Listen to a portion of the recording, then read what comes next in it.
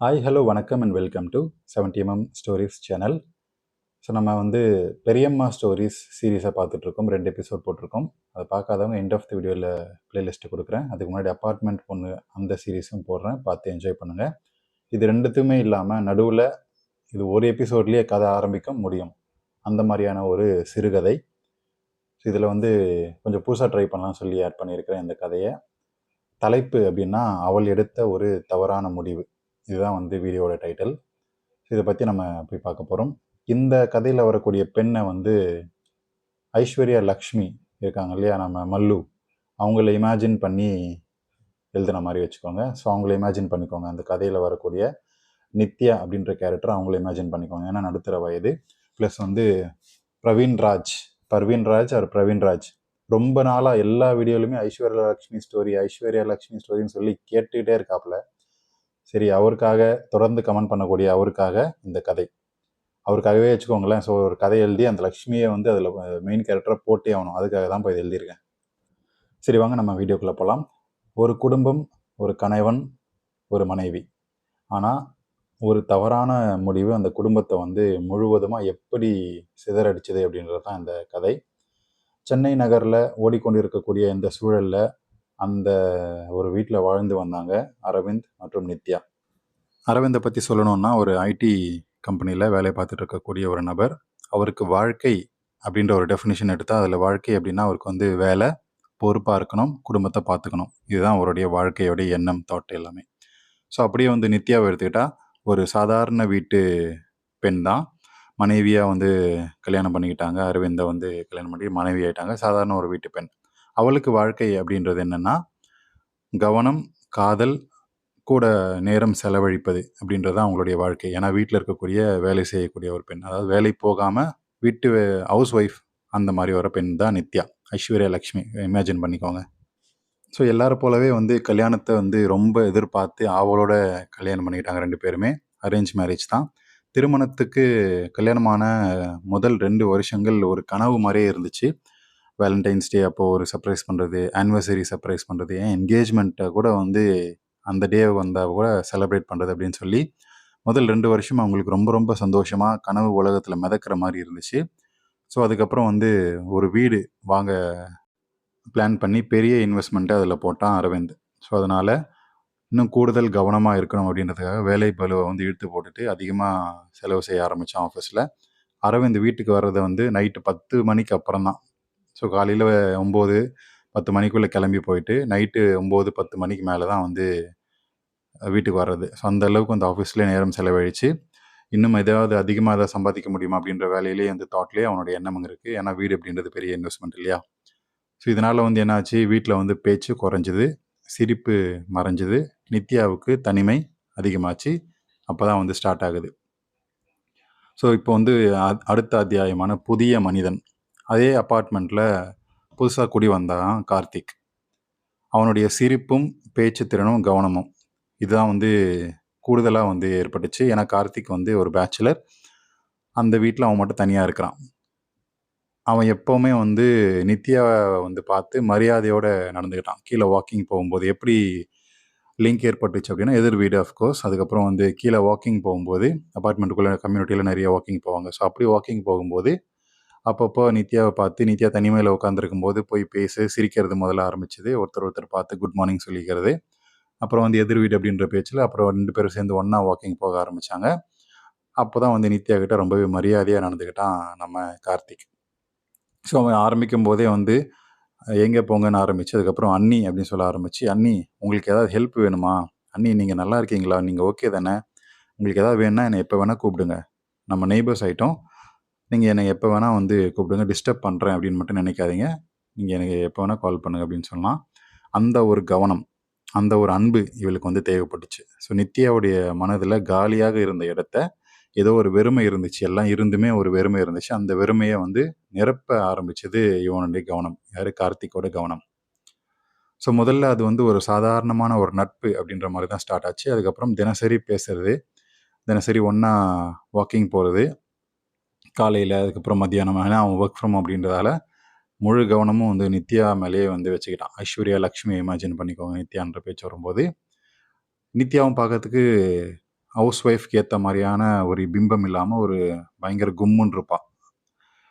அளவான முன்னழகு, அளவான அந்த கூந்தல் அழகு, இடை அழகு, வீட்டில் வந்து saree கட்டும்போது தெரியக்கூடிய அந்த இடை அழகு எல்லாமே வந்து சுற்றி இருக்கக்கூடிய ஆண்களுக்கு கூடுதல் கவனம் நித்யா மேலே வர்றதுக்கான காரணமும் வந்து அவங்களுடைய முக அமைப்பு, லட்சணமான ஒரு முகம் அப்படின்னு சொல்லுவாங்க இல்லையா?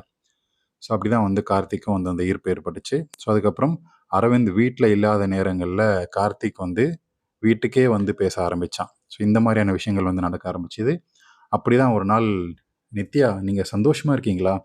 நீங்கள் பேசுகிறீங்க, சிரிக்கிறீங்க, ஆனால் உங்களுக்குள்ள ஆழ் மனசில் ஏதோ ஒரு பிரச்சனை இருக்குது அப்படின்ற மாதிரியான ஒரு தாட் எனக்கு வந்துச்சு. அது ஏன் வந்துச்சு அப்படின்னு சொல்லி கேட்டால் எனக்கு பதில் இல்லை. பட் ஆனால் அந்த ஒரு தாட் வந்துச்சு. அதனால் இத்தனை நாளில் வந்து கேட்காம இருந்தேன். பட் இப்போ கேட்டுடுறேன். நீங்கள் சந்தோஷமாக இருக்கீங்களா? என்ன ஏதாவது பிரச்சனை இருக்கா அப்படின்னு சொல்லி கேட்டான் கார்த்திக். அந்த ஒரு கேள்வி அவளுடைய உள்ளத்தை வந்து கிழிச்சுது. என்னை யாரும் இப்படி கேட்கவே இல்லையே. வீட்டில் புருஷனை ஒருத்தன் இருந்தாலுமே சம்பாதிச்சு கொடுத்தான், வாழ்க்கை இருக்குது, எல்லாமே இருக்குது. ஆனால் வந்து அன்பாக பேசுறது கேட்கறதுக்கு யாருமே இல்லையே அப்படின்னு சொல்லி நினைச்சான். அந்த நாள் அவளுடைய மனசு மாற ஆரம்பிச்சுது. கார்த்திக் மேலே ஈர்ப்பு அதிகமாச்சு. ஸோ அவளை பார்த்து அப்படியே காதலோடு பார்த்தா.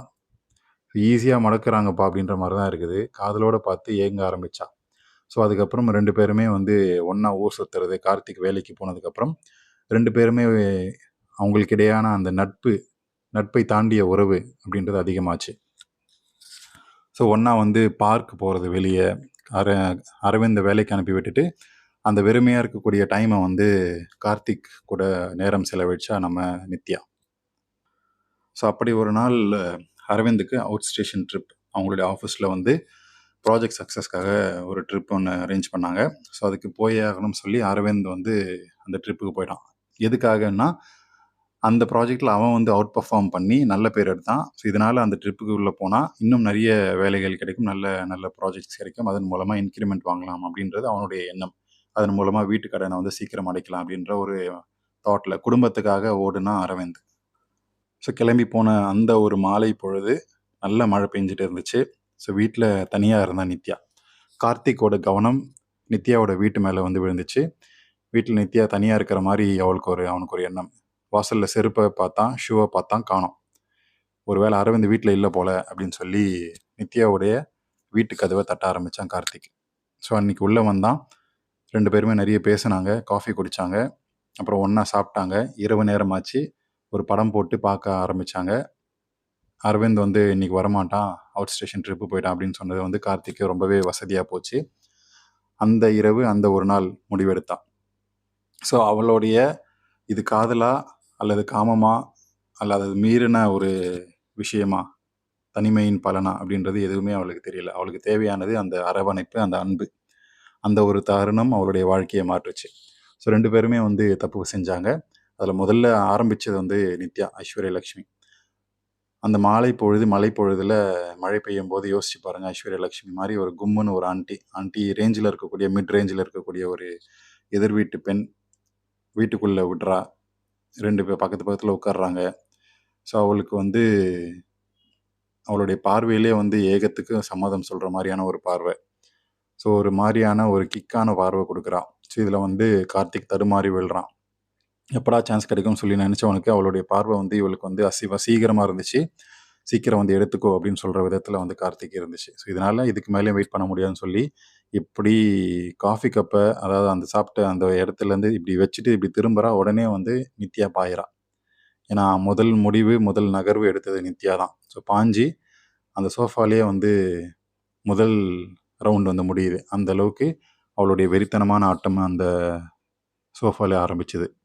ஸோ அதுக்கப்புறம், நித்யா, நான் உன்னை பார்த்த நாளே வந்து என்னுடைய மனசு என்கிட்ட இல்லை நித்யா.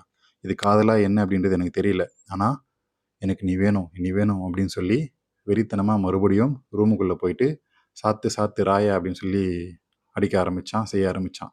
அந்த மழை வெளியே வந்து மழை பெஞ்சிட்ருக்கு. அந்த சத்தத்தில் வந்து தப் தப் தப் அப்படின்னு சொல்லி இவனுடைய வீட்டுக்குள்ளே அந்த ரூமுக்குள்ளே சத்தம் எதிரொலிச்சது. அரவிந்தும் நித்யாவும் ஒன்றா படுக்கை அறையில் இருக்கக்கூடிய அந்த பெட்டில் இவன் வந்து செய்கிறான். இந்த மாதிரி தானே அரவிந்த் ஒன்று செய்வான், இந்த பெட்டில் தானே செய்வான், போட்டு நானும் செய்கிறேன் வா, அந்த தாலியை எடுத்து முன்னாடி போடு, அந்த தாலியை பார்த்துட்டே நான் பண்ணணும் அப்படின்ற மாதிரி பேசிக்கிட்டே வந்து கார்த்திக் பண்ணுறான். ஸோ இது ஒரு ஃபேண்டசி இல்லையா? எல்லாருக்குமே. கல்யாணமான ஒரு பெண்ணை வந்து பண்ணணும் அப்படின்னா, அது ஒரு ஃபேண்டஸி. அதுவும் அந்த தாலிய தொங்க விட்டு பண்றதெல்லாம் வேற மாரியான ஃபேண்டஸி. இன்னும் அதிகமாகும் வெறி. ஸோ இந்த மாரி அந்த ஒரு தருணம், அந்த ஒரு நாள் இரவு அவளுடைய வாழ்க்கையே மாறுச்சு. அவுட் ஸ்டேஷன் போன புருஷன் வரத்துக்கு 4 நாள் ஆகும். அந்த 4 நாளுமே வந்து தப் தப் தப், குவாக் குவாக் குவாக் என்னன்னு புரியுதுல்ல? இந்த மாரி சத்தங்கள் நைட்டு ஃபுல்லா வர ஆரம்பிச்சது. நித்யாவுக்கு போதும் போதும்ன்ற அளவுக்கு விருந்து வந்து கிடைச்சது கார்த்திக் கிட்ட. கார்த்திக்கும் வந்து செம்மையா என்ஜாய் பண்ணான். ஐஸ்வர்யா அப்படின்னு சொல்லக்கூடிய அந்த நித்யா சூப்பராகவே வந்து ஒத்துழைச்சான். எதிர்பார்க்கவே இல்லை இந்த அளவுக்கு ஒத்துழைப்பு அப்படின்னு சொல்லி. ஸோ இந்த மாதிரி நாட்கள் கழிஞ்சது. அரவிந்த் வீட்டுக்கு வந்துட்டான். ஒரு நாள் அரவிந்த் வந்து நம்ம நித்யாவோட மொபைலை வந்து எடுத்து பார்த்தான். ஒரு மெசேஜ் வந்துச்சு, எடுத்து பார்க்குறான். அதில் வந்து சில மெசேஜஸ், நீ இல்லாமல் நான் இருக்கவே முடியல அப்படின்னு சொல்லி, என்னால் இருக்க முடியலடி, அடுத்து எப்போ மீட் பண்ணலாம், அடுத்து எப்போ பண்ணலாம் அப்படின்னு சொல்லி அடுத்தடுத்த மெசேஜஸ் வந்து கார்த்திக் கிட்ட இருந்து வருது. அந்த ஒரு மெசேஜ் அரவிந்தோட உலகத்தையே வந்து உடைச்சிது. அப்புறம் வந்து நித்யா உள்ள வரா. நித்யா என்ன இது அப்படின்னு சொல்லி ஃபோனை காட்டுறான். அவளுடைய மௌனம், கண்ணீர் மட்டும்தான் வந்து பதிலாக வந்து கிடைச்சிது. எதுக்கு எடுத்தாலும் வந்து கண்ணீர் மட்டும் வந்துடும் இந்த பொண்ணுங்களுக்கு. ஸோ கண்ணீர் பதிலாக கிடைச்சிது. நான் உனக்கு என்னடி குறை வச்சேன்? நான் உன்னை நம்பினேன். உன்னை நம்பி தான் வந்து நான் வெளியே போகிறேன். உன்னை நம்பி தான் விட்டுட்டு ஆஃபீஸ் போகிறேன். இந்த வீடை வாங்கினதே உனக்காகத்தான். அதை அடைக்க தான் நான் ஓடிக்கிட்டு இருக்கேன். உனக்காக எவ்வளோ மனக்கோட்டையை கட்டி வச்சு வாழ்க்கையே வந்து நீ தான் சொல்லி அர்ப்பணித்து நான் ஓடிக்கிட்டு இருக்கேன் அப்படின்னு சொல்லி அந்த வீட்டில் சத்தம் அதிகமாச்சு, சண்டை அதிகமாச்சு. ஆனால் அந்த சத்தத்தில் சுத்தமாக காதல் அப்படின்றது இல்லவே இல்லை. இப்போ நம்ம முடிவை நோக்கி போயிட்டுருக்கோம். நித்யா அதுக்கப்புறம் தான் வந்து பேச ஆரம்பித்ததுக்கப்புறம் உணர்ந்தா, கார்த்திக் கொடுத்தது வெறும் கவனம் மட்டும்தான். ஆனால் அரவிந்த் கொடுத்தது ஒரு வாழ்க்கை. 40-30 வருஷம் இருக்கக்கூடிய ஒரு வாழ்க்கையை வந்து எனக்கு கொடுத்துருக்கான். அதெல்லாம் வந்து மறந்து மீறி நான் எப்படி தப்பு பண்ணேன்? அந்த ஒரு தவறு நடந்துச்சே, அதை எப்படி நான் திருத்துவேன்? இனிமேல் திருத்தவே முடியாதே அப்படின்னு சொல்லி ஏகபத்துக்கும் வந்து மனசு குமுறுனா, அந்த குடும்பம் பிரிஞ்சுது. 2 பேருமே பிரிஞ்சுட்டாங்க. ஸோ கூட இனிக்க இனிக்க பேசி, நடக்கும்போது சிரிக்க வச்சு, தனிமையில் இருந்தபோது அந்த தனிமையை வந்து உணராத அளவுக்கு அவளை சந்தோஷமாக பார்த்துக்கிட்டான் அப்படின்னு சொல்லி நினச்ச அந்த கார்த்திக்கு கூட வந்து சில மாதங்களில் வீட்டை காலி பண்ணிட்டு ஓடிட்டான், இந்த மாதிரி பிரச்சனையான உடனே. ஸோ இறுதியில் நித்யா தனியாக இருந்தா. என்னதான் இருந்தாலும் புருஷன் மட்டும்தான் கூட இருப்பான் அப்படின்றது அவளுக்கு அப்போ தான் புரிஞ்சுது. யார் வந்தாலும் போனாலும் அதெல்லாம் வந்து இடையில இருக்கக்கூடியவங்க தான். கடைசி வரைக்கும் இருக்கிறது நம்ம புருஷன் மட்டும்தான் அப்படின்ற ஒரு நினைவு அவளுக்கு வந்து வந்துச்சு அப்போ தான். ஆனால் அந்த நினைவு வரும்போது எல்லாமே கைமீறி போச்சு. நித்யா தனியாக தனிமரமாக நின்னான். ஸோ முடிவுரை என்ன அப்படின்னு பார்த்தீங்கன்னா, சில நேரங்களில் நமக்கு கையிலேயே இருக்கும். நமக்கு கையிலேயே எல்லாமே இருக்கும். ஆனால் அதோடைய அருமை மட்டும் தெரியாது. ஸோ நமக்கு இருக்கிறத விட நம்மக்கிட்ட கிடைக்காத ஒன்று, இல்லாத ஒன்று, அதை தேடி வந்து அதிகமாக பயணம் பண்ணுவோம். அதெல்லாம் அப்படி போகும்போது நம்ம கையில் இருக்கிறத இழந்துடுறோம். காதல் அப்படின்றது கூட இருப்பது மட்டும் இல்லை, 2 பேருக்கும் இருக்கக்கூடிய அந்த புரிதலும் தான், அந்த அன்பும் தான், அரவணைப்பும் தான் காதல். உனக்காக நான் இருக்கேன், எனக்காக நீ இருக்க, இதை தவிர வேறு என்ன வேணும் அப்படின்றது தான் வந்து காதல் அப்படின்னு சொல்லி நான் நினைக்கிறேன். நீங்கள் என்ன நினைக்கிறீங்க அப்படின்றத சொல்லுங்கள். ஒரு தவறான முடிவு ஒரு வாழ்க்கையே மாறிடும் அப்படின்றதுக்கு இது ஒரு உதாரணம். ஸோ இந்த கதையை கேட்டதுக்கு நன்றி. இது வந்து ஒரு ரியல் லைஃப்பில் நடந்த ஒரு இன்சிடெண்ட். அதை வந்து கொஞ்சம் எக்ஸாஜரேட் பண்ணி சொல்லியிருக்கிறேன். சில விஷயங்கள் இன்னும் மோசமாகவும் நடந்துச்சு. ஸோ எல்லாமே இந்த சுருக்கமாக ஆவரேஜ் பண்ணி இந்த கதையை சொல்லியிருக்கேன். உங்களுக்கு இந்த கதையை பற்றி என்ன தோணுது? ஐஸ்வர்யா லக்ஷ்மி அந்த கேரக்டரை பண்ணது. பர்வீன்ராஜ் உனக்காக தான்பா அந்த கேரக்டர். ஸோ வீடியோ பிடிச்சா லைக் பண்ணுங்கள், ஷேர் பண்ணுங்கள், சப்ஸ்கிரைப் பண்ணுங்கள். அடிக்கடி இந்த மாதிரியான ஒரு சிறுகதைகளை ஆட் பண்ணுறதுக்கு பார்க்குறேன். ஸோ இப்போ நம்ம பெரியம்மா ஸ்டோரியை வந்து கண்டினியூ பண்ணலாம். அடுத்த எபிசோடு வந்து இன்னைக்கு நாளைக்கு போட்டுடுறேன், சாட்டர்டே. பழைய 2.0 வீடியோஸ்லாம் பார்க்கணுன்னா மறக்காமல் இன்ஸ்டாக்கு சப்ஸ்கிரைப் பண்ணுங்கப்பா.